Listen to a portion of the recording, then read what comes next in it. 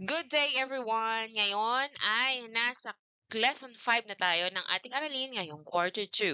At ang objectives natin ngayong Quarter 2 sa ating Lesson 5 ay compare lengths and distance among 3 or more objects using non-standard unit and solve problems involving lengths and distance using non-standard units. Ngayon, let's have a review of our lesson. So, dito, aalamin natin kung ano ba yung tamang non-standard unit para sukatin ang mga sumusunod. So, for our number 1, height of a dustpan. Alin kaya ang tamang non-standard unit na gagamitin natin? Is it the pencil or the paperclip? So, the answer is pencil. Siyempre, mas madali nating masusukat kung pencil ang gagamitin kesa sa paperclip dahil masyado tong maliit. Next, distance across the room. Let's say for example, let's be specific from dun sa entrance na door hanggang dun sa exit door. Alin ang mas inam na gamitin na panukat? Arm span or hand span? Siyempre, the answer here is arm span. Mas mapapabilis ang pagsukat kung arm span. Next, length of pencil case. Shoelace or crayon? Ayan, syempre, crayon. Bakit hindi shoelace? Kasi sobrang haba ng shoelace. Kaya, crayon. So, kapag mas mahaba ang ating susukatin, mas mainam na gamitin yung mas mahabang non-standard unit para mas mabilis tayong matapos. Pero kapag maliliit lang, mas maliit ang gagamitin natin, yung kakasya lang sa ating susukatin.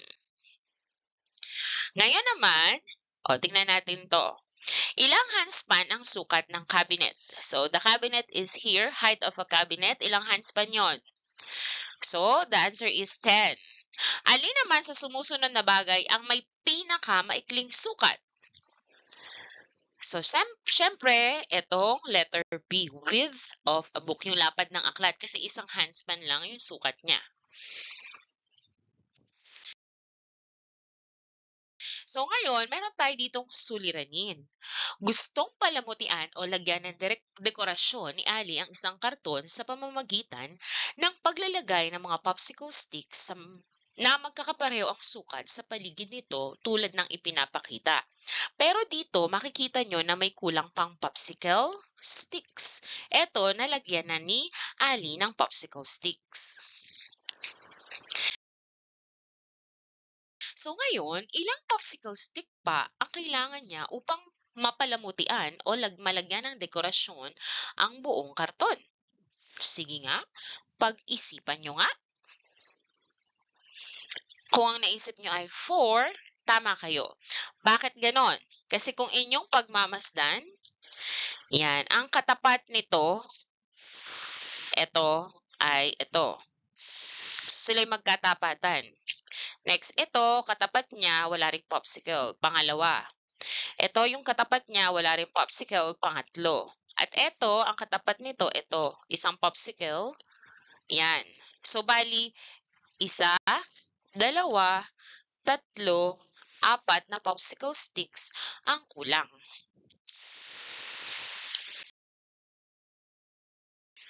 So, dahil apat na popsicle sticks pa ang kulang dito, gaano kahaba ang karton? Ang isang buong ikot ng karton, gaano ito kahaba? Bilangin natin yung nailagay na.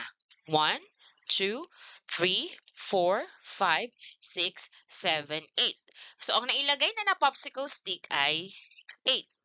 At ang kulang pa ay 4.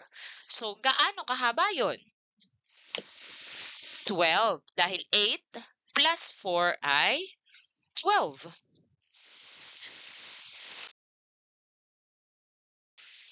Ngayon naman, gaano kaya kalapad ang karton? Kapag sinabi nating lapad, ito yung width niya, no? Ito yung nasa ilalim. So, titigan niyong mabuti. Gaano ito kahaba? Tama, 4. Alin ang mas mahaba? Ang haba o ang lapad ng karton? Ito yung haba ng karton, ito naman yung lapad niya. O alin ang mas mahaba? Lapad o yung haba o taas niya? Siyempre yung lapad dahil ito ay may 4 na popsicle samantalang ito ay 2 lang.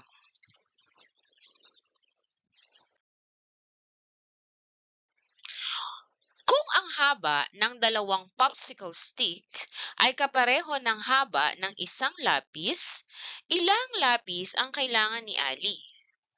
O eto, yung 2 popsicle sticks daw ay isang lapis ang katumbas. So ito, 2. 2 popsicle stick, ibig sabihin isang lapis na ito. Etong 2 popsicle stick, isang lapis na to. So kung ganun, kapag ang ginamit nating panukat ay lapis, ilang lapis ang magagamit natin kung ang 2 popsicle stick ay katumbas ng isang lapis? Sige nga, subukan nyo ang bilangin.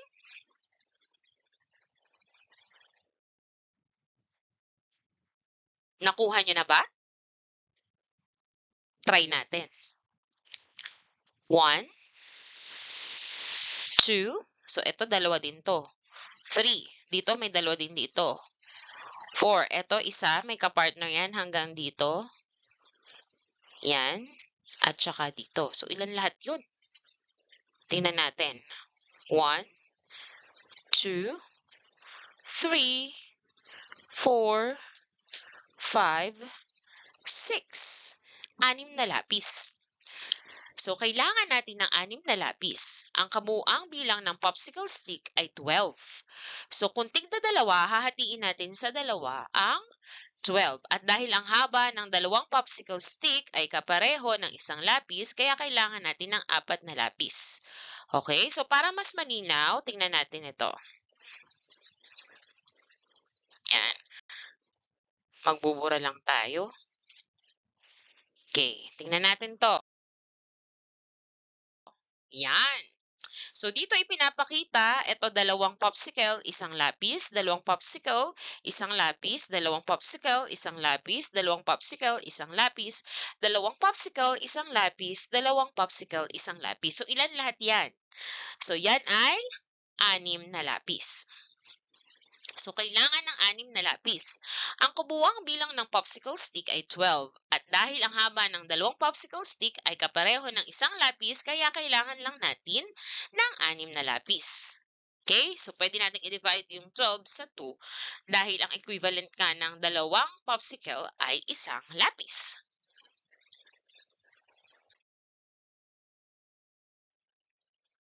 Yan, eto naman. Meron tayo dito. Kung ang haba daw ng isang popsicle stick ay katumbas ng 3 paperclip, ilang paperclip ang kailangan ni Ali? So, ulit. Ang isang popsicle ay 3 paperclip. Okay? So, parang hahatiin natin tong popsicle sa 3. Yan. So, ito, 1/3 ng isang buong popsicle stick, yung isang paperclip.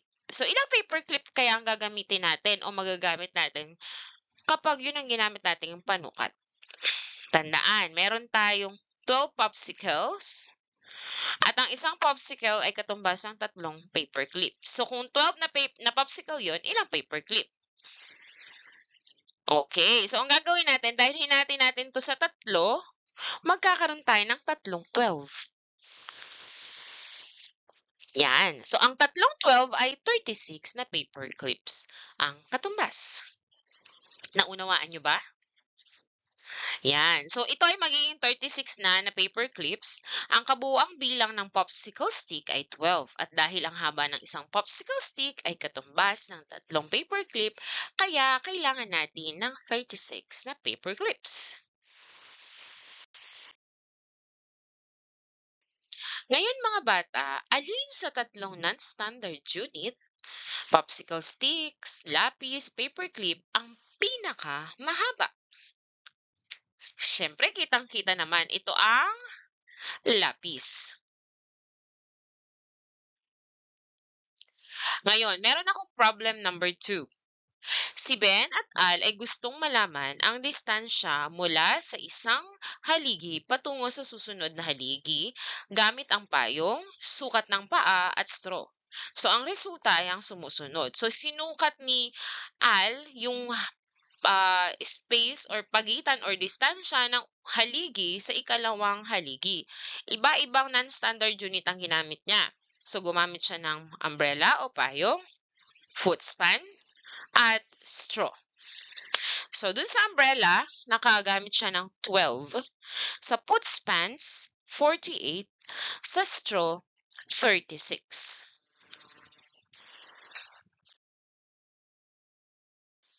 Ngayon, mga bata, pareho ba ang mga numero na kumakatawan sa distansya gamit ang tatlong non-standard unit? Pare-pareho daw ba to? Siyempre hindi. Bakit sa tingin nyo hindi sila pare-pareho? Yan, dahil magkakaiba ang sukat ng non-standard unit na ating ginamit. So, hindi din pare-pareho yung sukat ng non-standard unit na ginamit natin. Kaya, magkakaiba din ang kanilang bilang na lumabas nung sinukat nila ang pagitan or ang distansya ng haligi, ng unang haligi sa ikalawang haligi.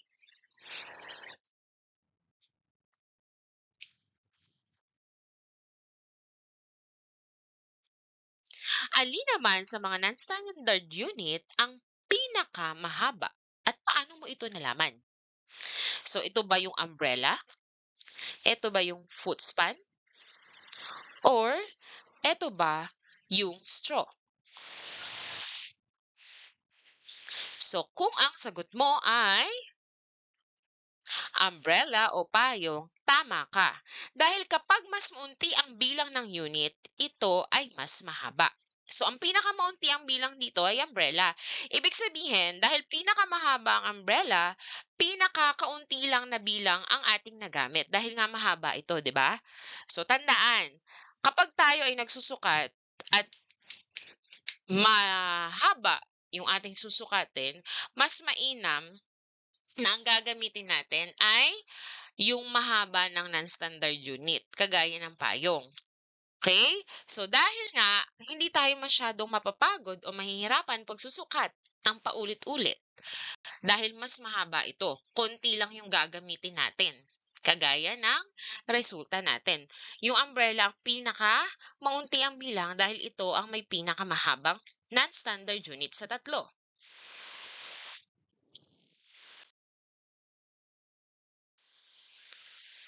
Ngayon naman, alin sa mga non-standard unit ang pinaka-maiksi? Siyempre, ito yung foot span. So, kabaligtaran siya, di ba? So, kapag yun yung malarami ang bilang na lumabas, ibig sabihin, ito yung may pinaka-maikling non-standard unit. So, maraming beses siyang gumamit ng kanyang paa para sukatin. So, ang dami ng bilang niya. Kaya, mas matagal magsukat kapag maliit yung ginamit.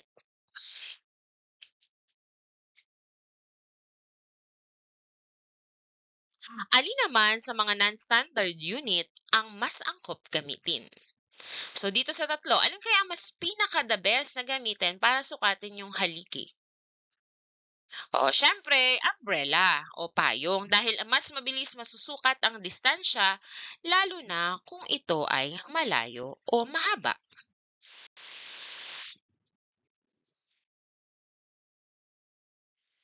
Ngayon, paano kung kunin natin ang distansya mula sa unang haligi hanggang sa ikatlong haligi? So, ito yung unang haligi at ikalawang haligi. Ito yung sinukat kanina. Ngayon, meron pang kasunod to na haligi. Siyempre, ganun din kahaba yung space nila or distance. Hindi lang pinakita dito, no? Kasi medyo mahaba na to. So, dito sa haligi, na ito, simula dito sa una hanggang dun sa ikalawang haligi, ay mayroong 12 payong ang haba nito.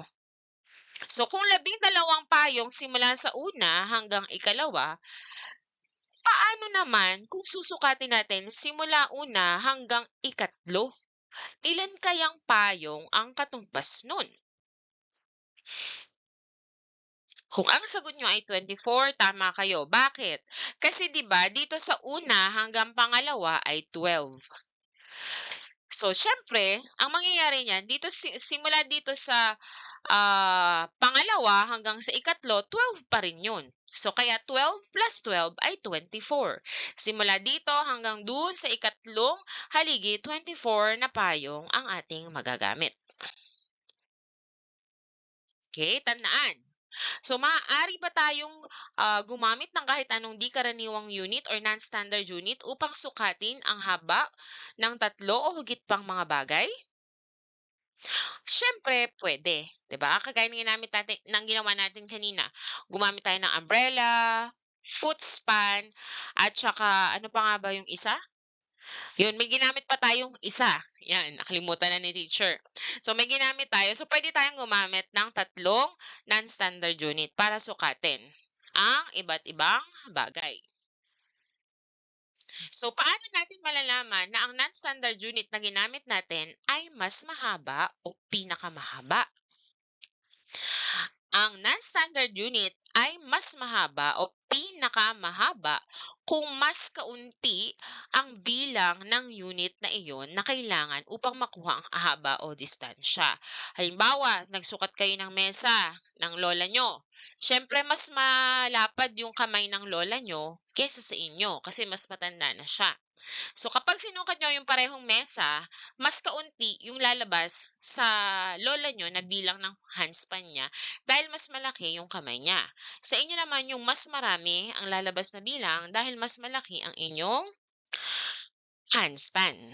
Okay, tandaan. Kapag mas maunti ang bilang na lumabas, ibig sabihin mas mahaba yung non-standard unit na yon. At kung ito naman ay mas maikli, yan, mas maraming handspan or kung anumang non-standard unit ang lalabas na bilang kung ito ay inyong gagawin.